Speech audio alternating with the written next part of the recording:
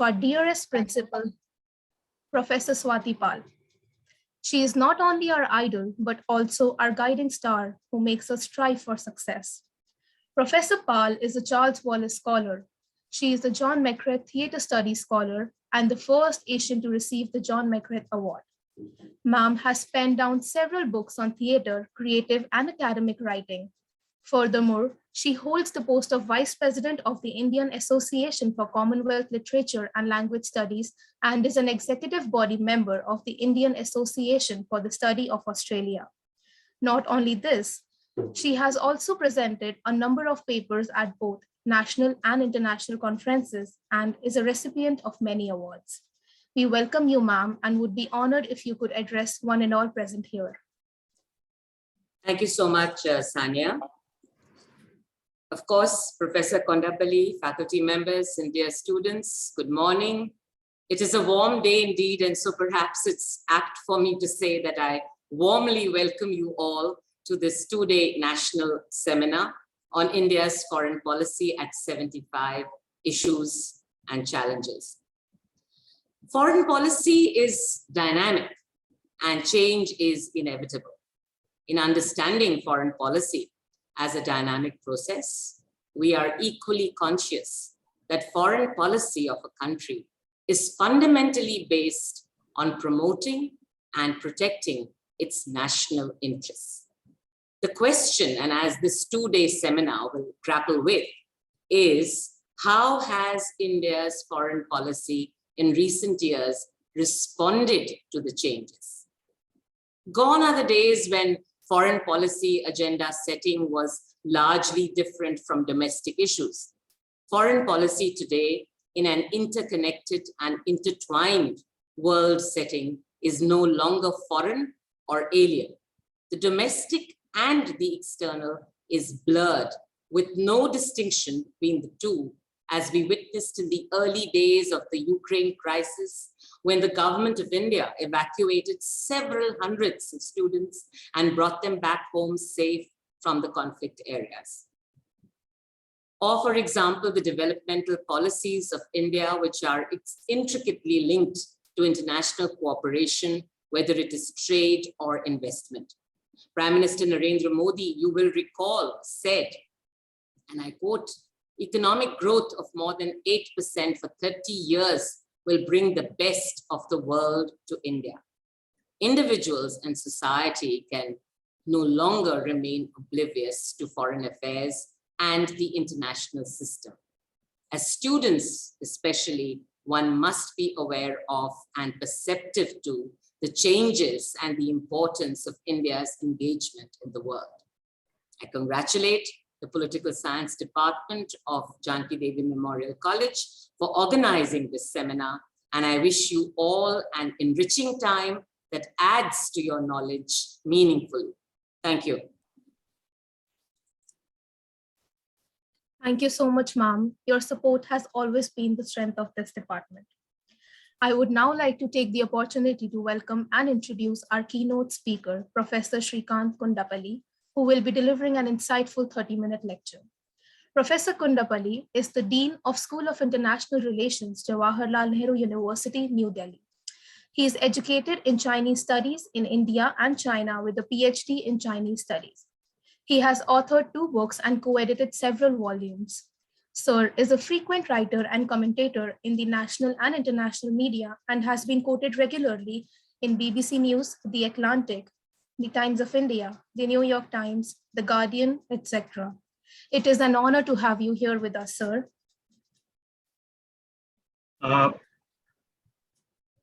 Thank you very much, Sanya. And let me also thank Professor Swati Pal, colleagues at the Department of Political Science, Janki Devi Memorial College, University of Delhi. This is indeed an honor, and I see 163 participants. That's a blockbuster event today. Let me thank the department for organizing this interaction at the on Indian foreign policy at 75. So at 75, we need to reflect, look back. As Professor Swati Pal had mentioned, this is a very complex process of making the foreign policy, which includes a lot of dimensions, domestic as well as the external. But in terms of the philosophical ideas, there is the background that we have since Nehruvian times. We have had, for instance, the Bandung Conference, the non-alignment movement. We have also the concept of strategic autonomy, which sometimes surfaces in the discussions recently. For example, when Foreign Minister of Russia, Mr. Lavrov, came to Delhi, there was this connotation about the strategic autonomy in the light of what the White House press secretary mentioned about the import of oil from Russia. So there is a certain ideological baggage that we have in the last 75 years. So this is one given in Indian foreign policy. We have also the dynamic situation that we are responding to. And as Dr. Jaishankar, the ex-MFS minister, mentioned in the parliament in the debate recently on the Ukrainian situation, that India would be guided mainly by national interests of the country. And so we have seen some hard decisions taken in this regard. So, so this is the ideological background roughly of the Indian foreign policy. Let me mention the basic tenets in the Indian foreign policy that remain relatively constant.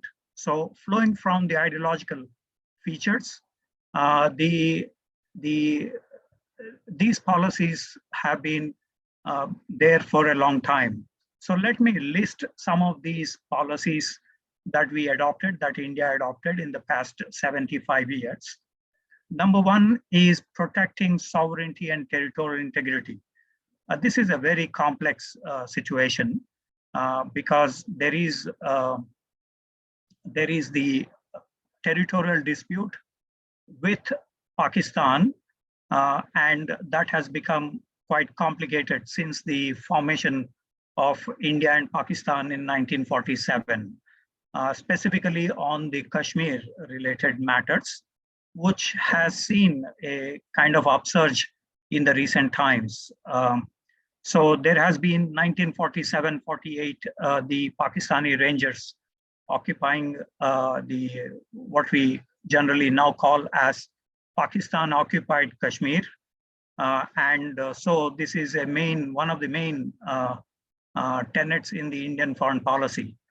In fact, according to some calculations, we spend roughly about 50 to 60% of our energies, of the foreign ministry's energies on the Kashmir related issue. And this is reflected in the Organization of Islamic Countries conference recently, 2 weeks ago in Islamabad, or on other aspects. For example, the last time a United States official spoke about Kashmir was in 1994 when Ambassador Robin Raphael had mentioned this. We did see some candidates, presidential candidates, mentioning about this, but we have not seen any American role in this regard in the past more than 2 decades. So Kashmir being a central aspect of the sovereignty of India, this is one which has really resulted in India spending a lot of energy on that issue. But there is also the territorial integrity related aspect. And here is the neighboring countries of India. We, for example, have the territorial dispute with Sri Lanka, in which the Supreme Court of India had to intervene on the small area and, of course, also the fishermen related issues with Sri Lanka. Kalavitwai related problems have been resolved. We have also, with Bangladesh and Myanmar, the territorial dispute both in land as well as in the maritime domain, on which India had accepted the Permanent Court of Arbitration ruling and in fact had given away 2 islands to Bangladesh in this arbitration procedure. So this is in sharp contrast to what China did, which it walked away from the Permanent Court of Arbitration ruling in July 2016 on the South China Sea dispute. So here we find India mentioning about the rule of law as a basic tenet that nations should follow.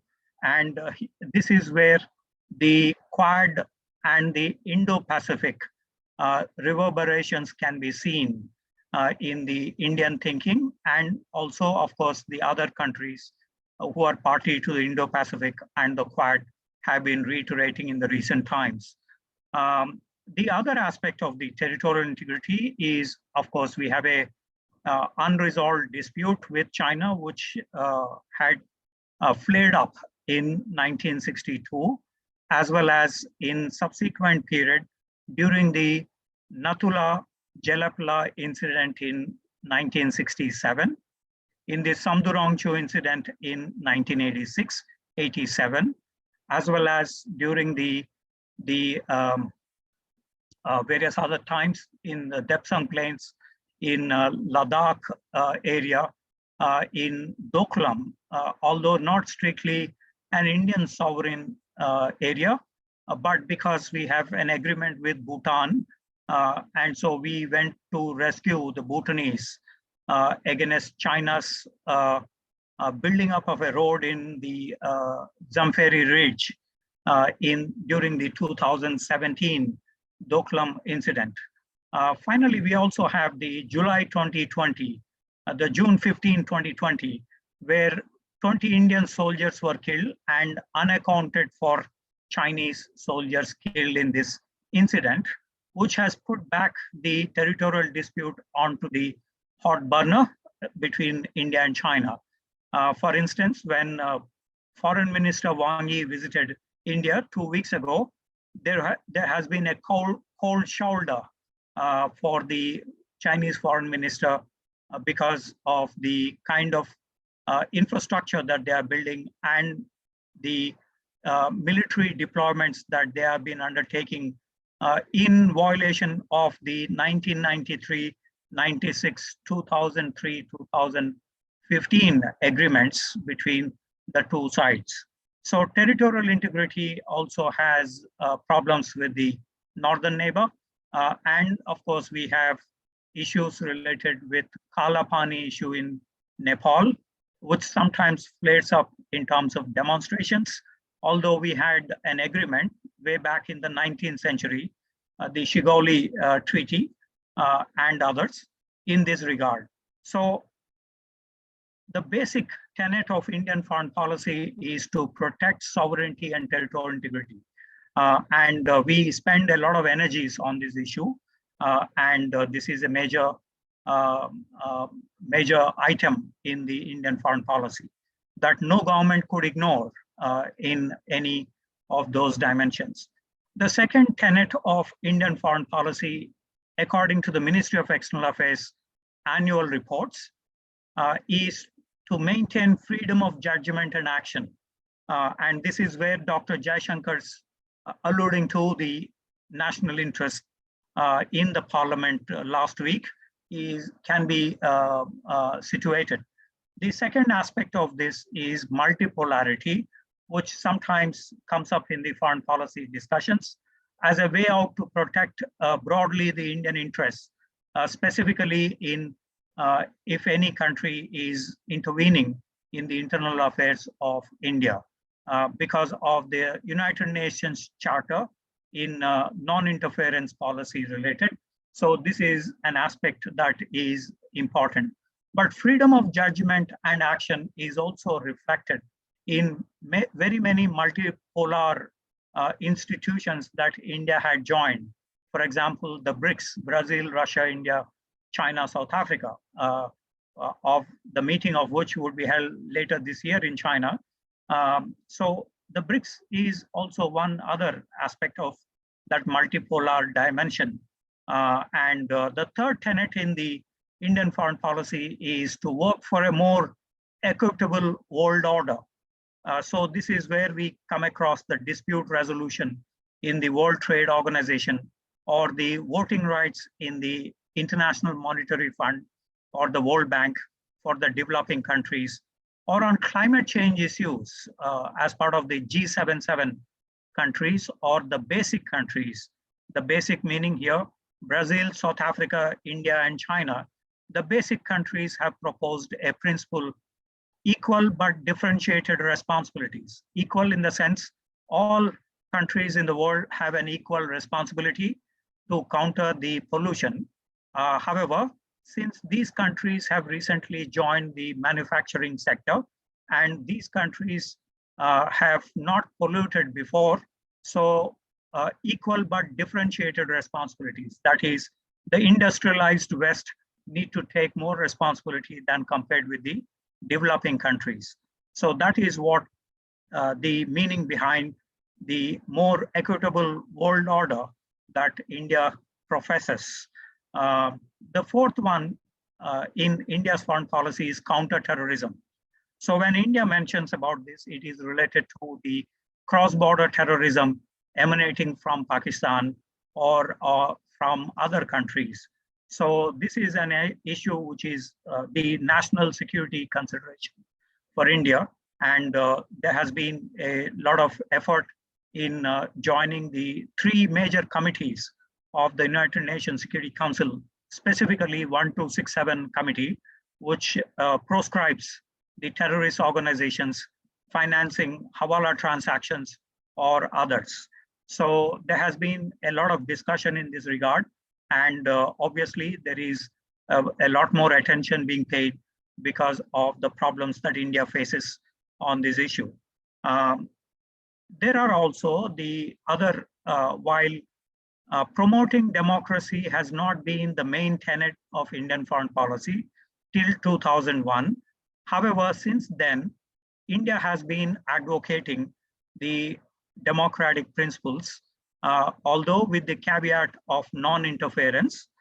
When we look at the India-Africa summit meetings, when we look at the Prime Minister Modi's visit to Tokyo in September 2014, when he mentioned about promoting democracy abroad. So we see that there is a lot of effort here. Specifically, India has been much more concerned about what is happening in our neighborhood. As last 1 week, events have unfolded in Pakistan and in Sri Lanka on the democracy-related aspects. India is a concerned country in this regard. And so there has been a lot of effort when India had nudged Nepal to become a democracy, from panchayat, monarchy, to the democratic institutions that are taking roots in Nepal. Likewise in Bhutan, likewise in Bangladesh, Sri Lanka, Maldives, when we intervened in the Operation Cactus for the restoration of Mohammad Gayoom in Maldives, that was an effort in terms of promoting democracy. So while India confined to South Asia, nevertheless, there is the Indian contribution to the Democracy Fund of the United Nations or in other counts. So let me say that the fifth tenet in Indian foreign policy is promoting democracy. And sometimes, although not very explicitly stated, the Indian support to the Tibetans, for example, for implementing elections. They have had 3 elections so far. In the first 2 elections, Lobsang Sangye won the Prime Minister post through the elections, and now Mr. Pempa Sering. So we see that the South Asia or Southern Asia gradually included Tibet, and we now see the Tibetan diaspora participating in elections. So this is a big event, although not directly we don't see any Indian role here. Nevertheless, when we look at the Nepalese restrictions on the Tibetans, we see that the democracy-related political activity is carried on without any interruption in India. So we see the promoting democracy is reflected in many aspects. As Professor Swati Pal had mentioned and invoked Prime Minister Modi, there is also the election campaign in 2014 when Prime Minister Modi mentioned about Vikas, or roughly translated into English as development. And we see an all-out effort in this regard by India, specifically in its neighborhood first policy, as well as we will see in economic diplomacy or in other aspects. The domestic economic development through Atmanirbharta campaign or other campaigns that were initiated in the recent times. Let me add a few more tenets to the Indian foreign policy, which includes when the Prime Minister spoke to the Shangri-La dialogue in June 2018 in Singapore. He mentioned about an inclusive architecture. So this has now become a major aspect of the Indian foreign policy domain. In terms of these, some of the changes that I was mentioning about the philosophy of India, we see that Dr. Jaishankar wrote a book, The India Way and Strategies for an Uncertain World. In this book, Dr. Jaishankar explains that we need to now take forward the Indian foreign policy with a purposeful pursuit of national interest. Purposeful pursuit would mean then, as Professor Swati Pal mentioned, evacuating Indians from abroad in Ukraine or in other strife-torn areas. A second aspect of Dr. Jaishankar's thrust in this book, The India Way, is a hard-headed assessment of contemporary geopolitics. And we saw that in the Russia-Ukraine developments in relation to the Quad, the virtual summit meeting, the third one held last month, where India had distanced in terms of the Indo-Pacific and the Ukrainian developments. So that is a hard-headed assessment, as Dr. Jaishankar mentions in the book. The third aspect that we can summarize briefly is Dr. Jaishankar mentioning about hard security and the disruptive abilities and realism that needs to be brought in Indian foreign policy. So you may have heard about the accidental launch of a cruise missile which hit Pakistan. So this is a hard security aspect. Prior to that, we had the Balakot incident following the Pulwama attacks. We have also had the Doklam incident in 2017, where India had put up those red lines. And we also had the Uri surgical strikes. So this is what probably Dr. Jaishankar is mentioning as the hard security that is entering into the Indian foreign policy pursuits, and the disruptive abilities that we can bring forth during the COVID-19 disruption of the supply chains or other decisions that we have taken in conjunction with the pandemic spread. So this is a new element in India's foreign policy. Finally, in this book, Dr. Jaishankar mentions about, let me quote here, a nation that has aspiration to become leading power someday cannot continue with unsettled borders, an unintegrated region, and underexplored opportunities. So we see now that the foreign ministry, the security establishment, or others increasingly focusing on how to become a leading power. So one of the areas, avenues of becoming a leading power is India becoming the leader of the International Solar Alliance.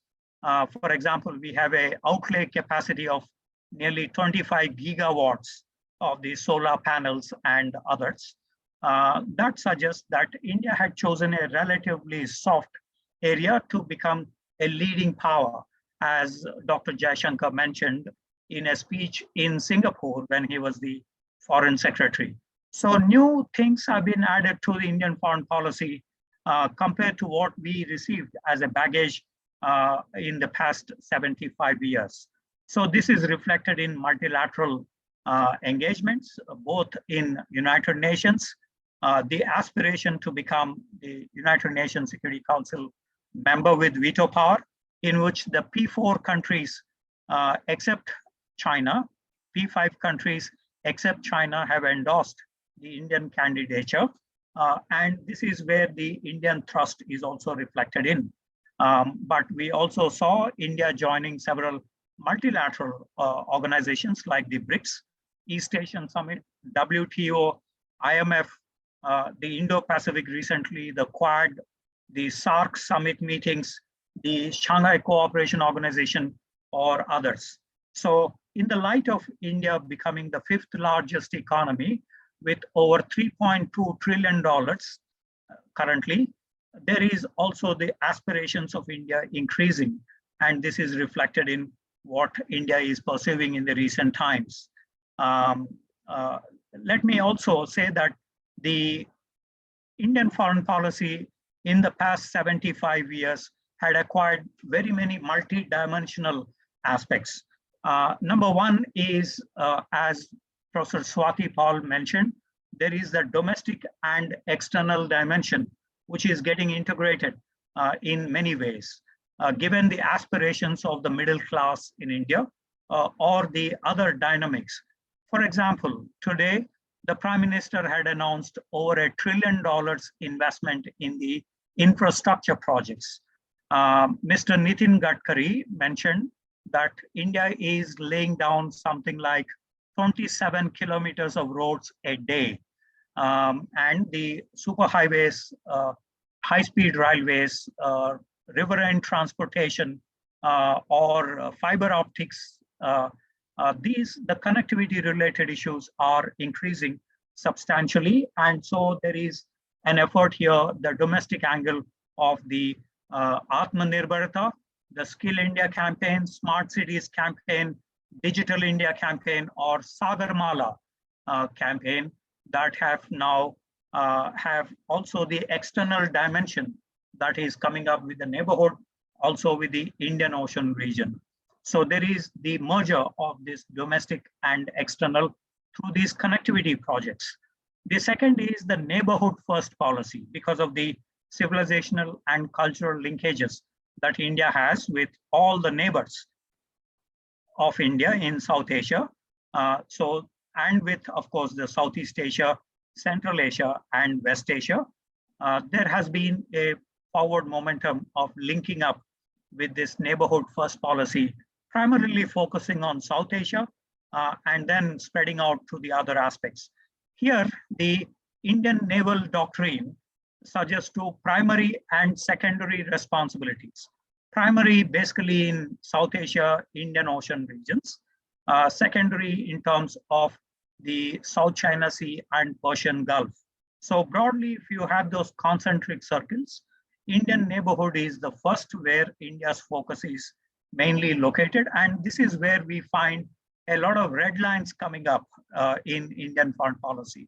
For example, when China intrudes into this region through the Belt and Road Initiative projects or others, there has been a quiet dissonance that India expresses, especially in terms of these sovereignty problems through CPEC, China-Pakistan Economic Corridor or others.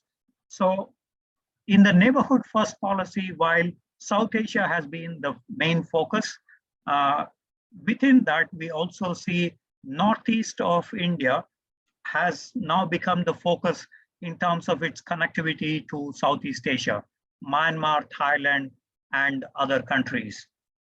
So we see connectivity projects like Kaladan multimodal project, the the Thailand Trilateral Highway, Ritidim Road Project, or Hearts border projects with Myanmar or other countries come into this picture in terms of the neighborhood.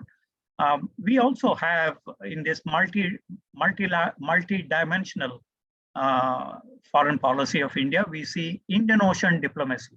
For example, Prime Minister Modi visited Seychelles, Mauritius, Sri Lanka, and other countries.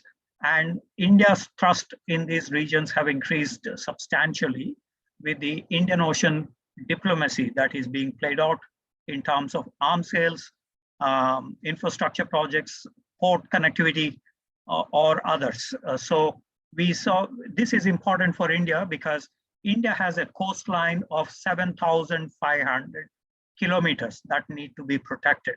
We also have about 1,200 islands, small, big, medium, including Andaman, Nicobar, Lakshadweep.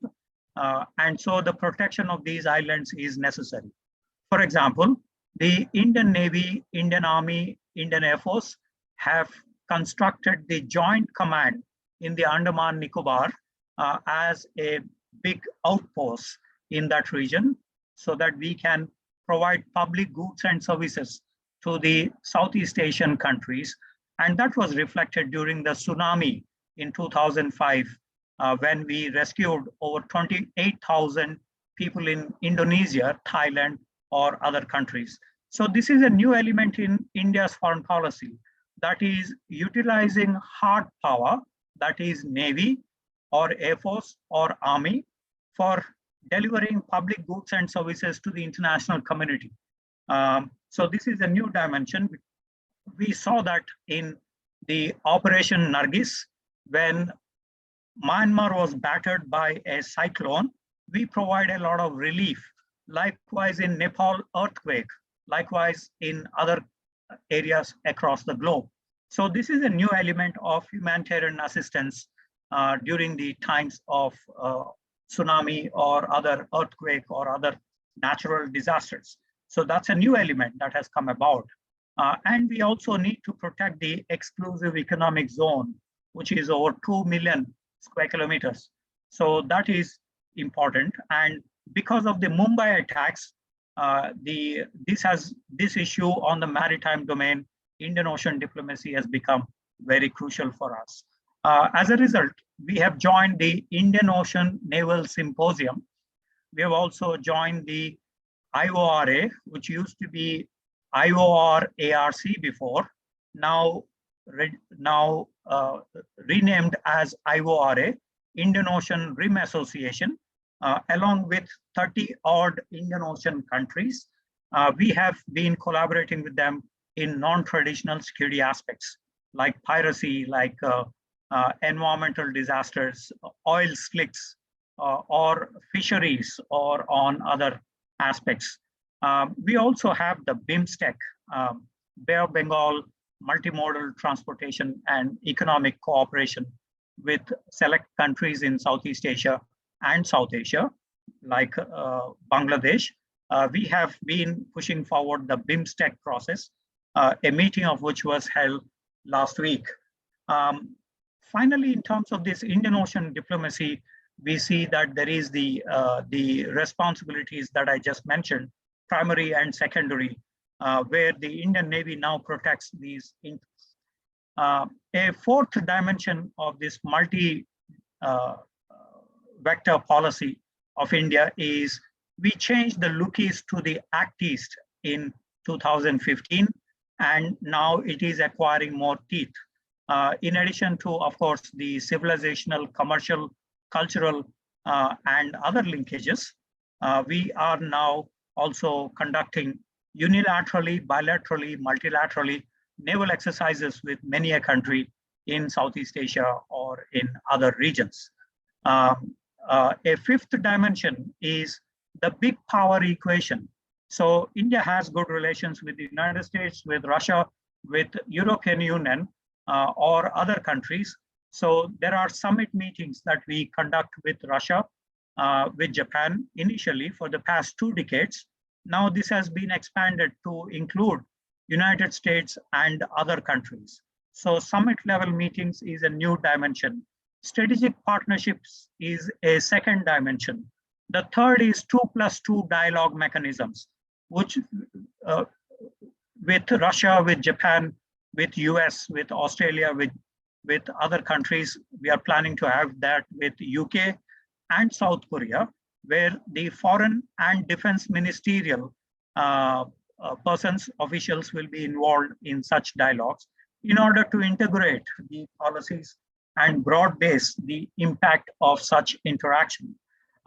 So we have this 2+2 dialogue. We also have joined the Quad. 3 summit meetings of this took place, and US-India relations are improving, as with India-Russia relations or with European Union. A sixth dimension is public diplomacy.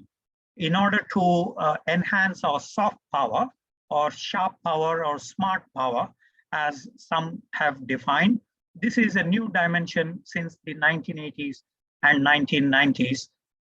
We are spending a lot of energies on public diplomacy.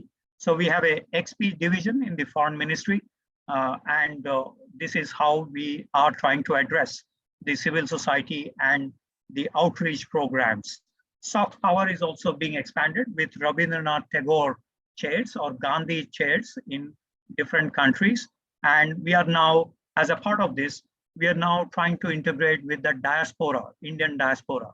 Over 20 million Indian diaspora is abroad, and various studies indicated they have over $500 billion of assets.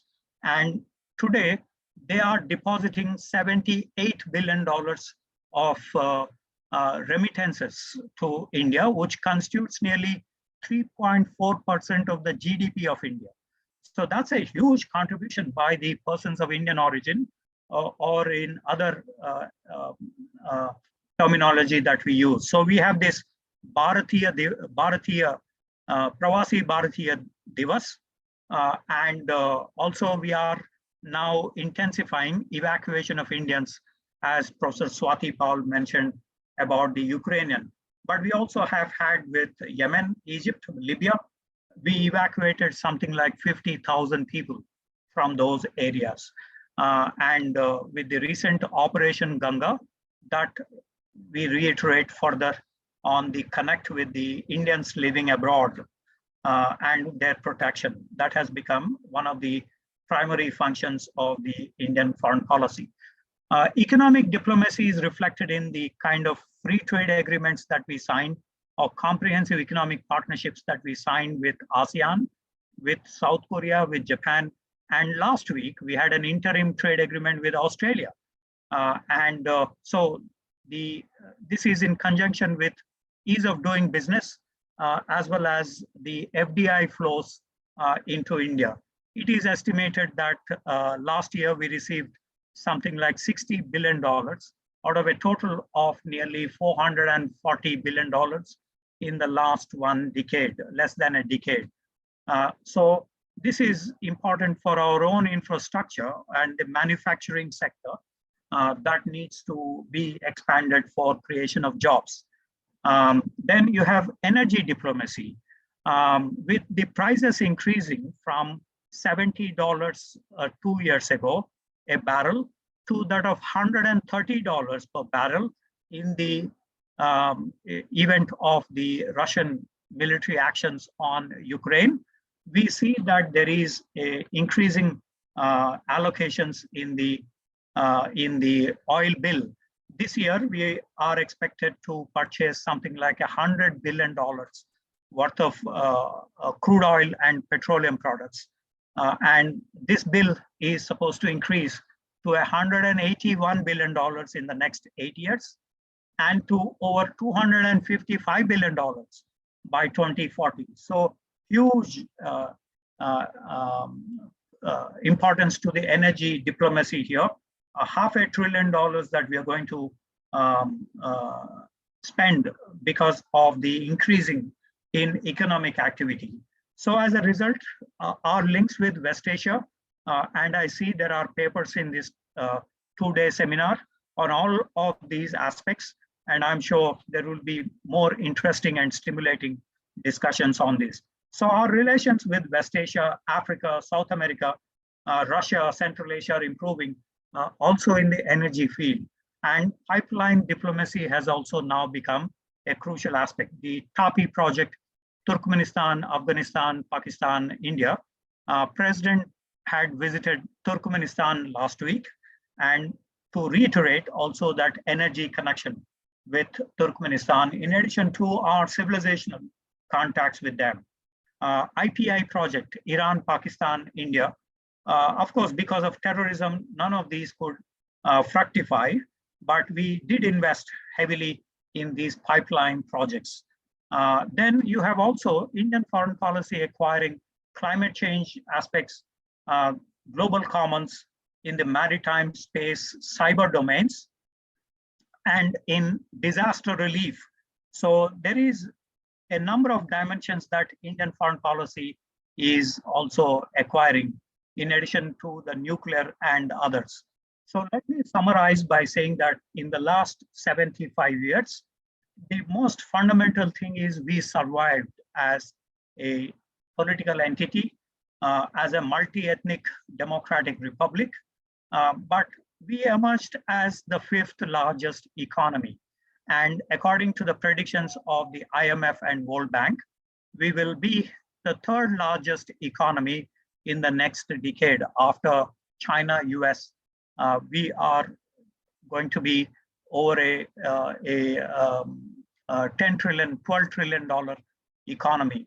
We have seen the Indian government mentioning about $5 trillion economy by 2025. So these measures are important, and how to counter the pandemic is also very important here. The second observation that I have is that when you look at the Deputy National Security Advisor, Mr. Dalip Singh from US, Elizabeth Truss, the Foreign Secretary of UK, the visit of Wang Yi 2 weeks ago, Foreign Minister of China, and then you have the visit of Mr. Lavrov from Russia. All these suggest that there is a beeline that is made to New Delhi, and this indicates to the newfound power of India. And when India celebrates its 75th anniversary, it is something to celebrate that countries among the P5 are coming to India for advice, for interaction at the foreign policy domain. This is no mean achievement. Foreign policy is also about signaling that generally goes about. And so this signaling has already begun for the 5th largest economy in the world. The third observation that I have is we transited from minimalist foreign policy goals, that is focusing on sovereignty and territorial integrity, to that of acquiring something related to the maximalist foreign policy. That is the discussions at the big table when India was the president of the Security Council 2 years ago. We have had discussions on counter-terrorism, on maritime domains, on climate change issues, on solar alliance, international solar alliance. So these are new things that have come up, which suggest that we're not just bogged down with sovereignty and territorial integrity issues. Those are important. Nevertheless, we are also acquiring the other aspects of a big power. And this is a transition that has happened in the past 75 years, but more specifically in the recent times, about a decade now. But we also face, I must say, a number of problems in the past 75 years. These include the lack of specialization. And this is where the Janki Devi Memorial College and the Department of Political Science could intervene in triggering the imagination of the students on how do we acquire specialization and push this forward in terms of exerting pressure on the foreign ministry with the civil society contribution. Specialization today, a number of issues are becoming highly specialized. When we look at the IPR protection, intellectual property rights. When you look at the dispute resolution in WTO, so you got to bring in a lot of issues related to tariffs, economy, and legal issues. Those are specialized. A Indian Foreign Service officer may not be compatible with those specialized subjects. And so we need to add a lot of specialization to the foreign ministry. This is a big issue, structural issue that we inherited from the Foreign Service, mainly focusing on the bureaucratic aspect. The second is capacity buildup. We currently have roughly about 2,000 overall numbers in the foreign ministry. These include the IFS, but also the central services. When you compare with France, which is a small country from point of view of territory, but when we look at France, they have 8,000 diplomats. And when you look at US, when you look at China, when you look at other countries, the 2,000 personnel that we have, roughly 2,300 or so, as Dr. Jaishankar mentioned, in a standing committee parliament related to foreign affairs, that is quite inadequate for the kind of challenges that we are witnessing. So we need a lot of diversification. Fortunately, the late Sushma Swaraj, the former foreign minister, had opened up the floodgates of the foreign ministry for researchers from the Indian academia or the think tanks. And this is where, of course, the Janaki Devi Memorial College also can look forward in selecting some of their bright students to join the Center for Contemporary China Studies, or the various groups that have now been opened up in the Ministry of External Affairs building, where the interns are now given a chance in polishing their skills, policy skills. So this is where diversification has begun, but quite inadequate for the kind of 1.3 billion people that we have and the kind of specialization that it demands. There is also, we need to do a lot of contingency planning, but I would suggest that the crisis management and ability to control the global dynamics, this is a new area that many big powers aspire to, and that is where we need to spend a lot of efforts on how do we control crisis, the escalatory ladder in crises. For example, Ukraine, for example, Afghanistan, for example, in our neighborhood on terrorism or other issues. How do we manage this crisis? How do we control the dynamics? That is where specialized studies and policy options need to be built up by the MEA. And that is where a lot of capacity buildup needs to take place. And finally, as the third largest economy in 2030, we would have had many duties, areas, and dimensions to look at in our diplomacy. So we got to, in the 75th anniversary of our Indian Republic, the foreign policy need to become much more comprehensive, much more specialized in nature to cope up with the new challenges that are emerging in the next few decades. And so let me thank you for your attention. And I wish the conference, two-day conference, all success. Thank you very much for your attention. Thank you so much, sir, for taking out time to share your insights on such an important topic. I would now like to request our teacher in charge, Dr. Suman Gupta, to extend a vote of thanks. Good morning to one and all present here. India's foreign policy has been evolving through the last 7.5 decades and has withstood many internal and external pressures and turbulences.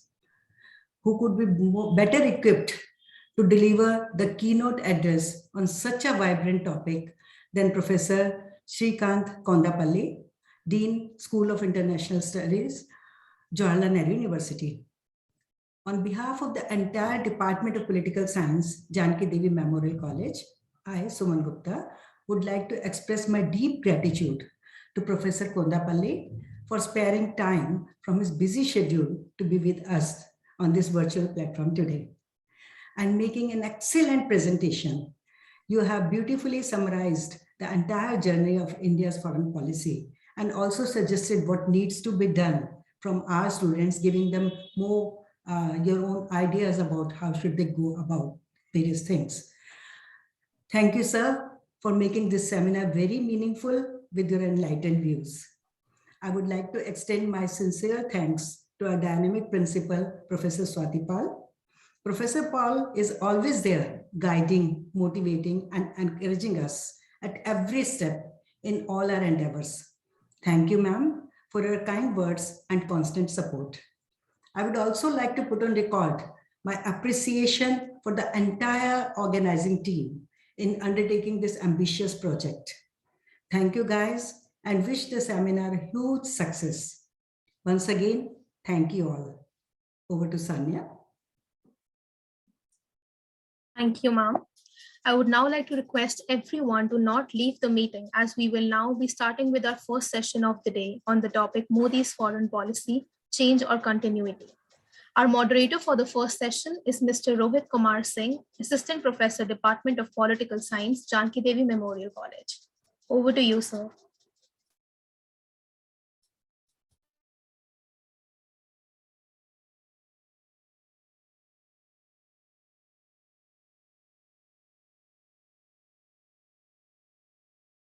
Is he there? Yes, ma'am. Rohit is there. He will be taking over. Okay. It was really nice. This keynote address was very beautiful, inauguration, or you can say starting of the day.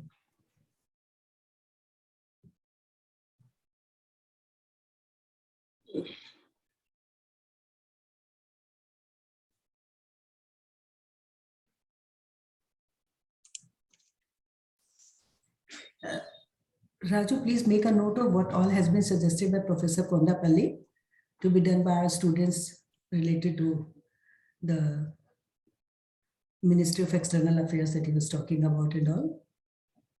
Okay, sir, we'll definitely go about it.